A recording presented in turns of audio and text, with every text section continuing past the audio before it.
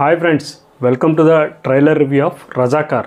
అయితే రజాకార్ అనే ట్రైలర్ ఎప్పటి నుంచి ఇది చాలా మోస్ట్ అవైటింగ్ మూవీ అనే చెప్పాలండి. ఎందుకంటే ఈరోజు దీనికి సంబంధించినటువంటి ట్రైలర్ అయితే రిలీజ్ అయింది. అయితే ట్రైలర్ ఎలా ఉంది ఏంటి ఆ విషయాలను అయితే ఈ వీడియోలో తెలుసుకుందాం. ఇప్పుడు వరకు నా ఛానల్ ఎవరైనా సబ్స్క్రైబ్ చేసుకోకపోతే please subscribe to my channel. అయితే వీడియో పూర్తిగా చూసి నా వీడియో ఎలా ఉందనేది, నా రివ్యూ ఎలా ఉన్నదనేది కూడా నచ్చితే మీకు ఒక లైక్ చేయండి. సో ఇకపోతే రజాకార్ ఏంటి? రజాకార్ అంటే బ్రిటిష్ వాళ్ళు వెళ్ళిపోతూ మనకి మీకు ఇష్టం వచ్చినట్లు ఉండొచ్చు అని చెప్పేసి కొన్ని స్టేట్స్కి చెప్పడం జరిగింది. మీరైతే భారతదేశంలో కలవచ్చు, లేకపోతే మీ స్వతంత్రంగా మీరు ఉండొచ్చు అనే ఒక చిన్న ఇదిని పెట్టేసి అయితే బ్రిటిష్ వాళ్ళు వెళ్ళిపోవడం జరిగారు. ఆ క్రమంలోనే హైదరాబాద్ ఒక స్టేట్ కింద ఉండిపోవడం జరిగింది. 1947 to 1948 వరకు జరిగిన మూమెంటే రజాకార్ మూమెంట్.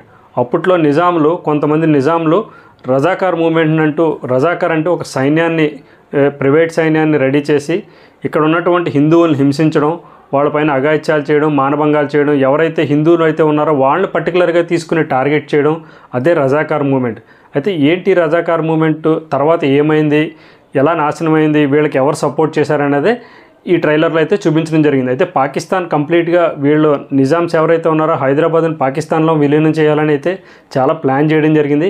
కాకపోతే సర్దార్ వల్లభాయ్ పటేల్ అప్పట్లో ఉన్నటువంటి first home minister of India, ఆయన అడ్డు తగలడం, చిన్న చిన్న ముక్కలుగా ఉన్నటువంటి భారతదేశాన్ని ఒకే దానికి తీసుకొచ్చి యూనిటీగా తీసుకురావడం, ఇటువంటి చేయడం అయితే సర్దార్ వల్లభాయ్ పటేల్ ఆయన అయితే చేయడం జరిగింది. సో ఈ సీన్స్ కూడా మనకి ట్రైలర్లో అయితే కనిపించడం జరిగింది.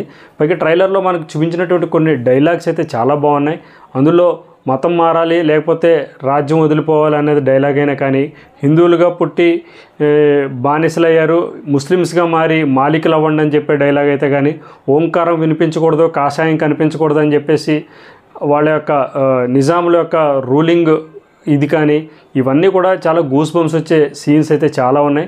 ఫైట్ సీక్వెన్సులు కానీ, వాళ్ళు పెట్టే చిత్రహింసలు కానీ, వాళ్ళ ఆడవాళ్ళ మీద చేసినటువంటి అఘాయిత్యాలు కానీ, హిందూ అన్నా వందే మాతరం అన్నా వాళ్ళకి నచ్చని ఒక పదం కింద, ఇది చాలా చాలా ఘోరం అయితే జరిగింది. 16 నెలలైనా కానీ చరిత్రలో ఇదైతే చాలా రక్తపు అక్షరాలతో అయితే లిఖింపబడింది రజాకార్ మూమెంట్ అనేది.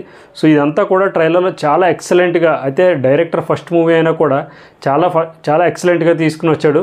మేబీ దర్శకేంద్రుడు రాఘవేంద్రరావు గారు అసిస్టెంట్ అవడం వల్ల, లేకపోతే ఆయనకి ఆ సబ్జెక్ట్ మీద ఉన్న కమాండ్ వల్ల ట్రైలర్ అయితే చాలా ఎక్సలెంట్గా ఉందని చెప్పాలి.